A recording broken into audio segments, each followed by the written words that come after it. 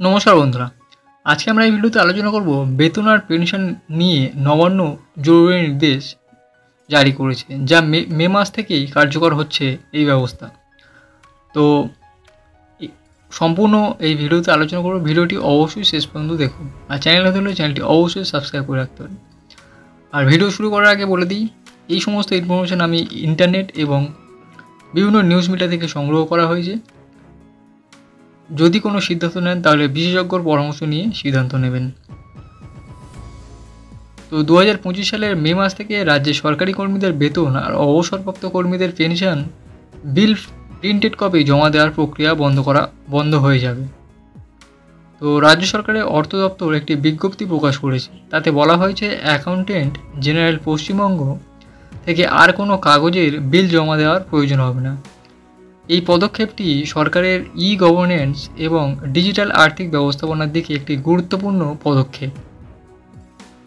তো ডিজিটাল পদ্ধতিতে কী করতে হবে দেখুন, রাজ্য সরকারের নতুন নির্দেশ অনুযায়ী এখন থেকে সমস্ত বিল আর পেনশন বিল একেবারে ডিজিটাল পদ্ধতিতে জমা দেওয়া হবে। তবে এতে কতগুলি লাভ হবে, রাজ্যের সরকারি কর্মীদের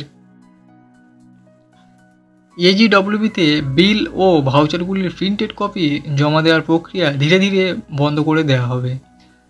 মে 2025 থেকে এই প্রক্রিয়ার প্রথম ধাপ হিসেবে বেতন বিল এবং মাসিক পেনশন বিলের প্রিন্টেড কপি জমা দেওয়ার বন্ধ করা হবে। এর ফলে আর কোনো কাগজে তৈরি বিল জমা দেওয়া যাবে না। তো 2025 সালের মে মাস থেকে সরকারি অফিসের পে অ্যান্ড অ্যাকাউন্ট্যান্টস অফিস এবং ট্রেজারি তাদের বেতন বিলের প্রিন্টেড কপি এজিডব্লিউবিতে জমা দেওয়ার পরিবর্তে ডিজিটাল ফর্মে পাঠাবে।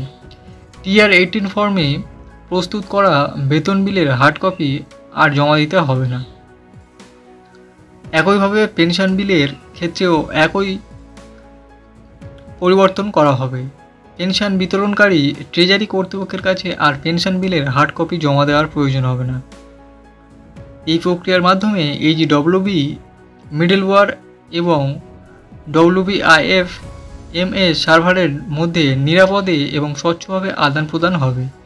এটি ইতিমধ্যেই চালু হয়েছে এবং ভবিষ্যতেও চলবে। এই প্রক্রিয়ায় রাজ্য সরকার একাধিক সুবিধে পাবে। গোটা বিষয়টি আরও বেশি স্বচ্ছ হবে। বেতন আর পেনশনের কাজ অনেকটা দ্রুত হবে। সরকারি কর্মকর্তারা বিলের সমস্ত তথ্য ডিজিটাল ফর্মে তুলে দেবেন। বেতন আর পেনশন বিলের ডিজিটাল ফরম্যাটে এজিডব্লিউবিতে, সেখানে এবার থেকে আর কোনো কাগজের নথি জমা দেওয়া হবে না। তো ডিজিটাল পদ্ধতি চালু হওয়ায় রাজ্য সরকারের আর্থিক ব্যবস্থাপনা আরও আধুনিক এবং কার্যকর হয়ে উঠবে। ভবিষ্যতে রাজ্য সরকার আরও একাধিক ক্ষেত্রে ডিজিটাল প্রক্রিয়া চালু করতে পারে।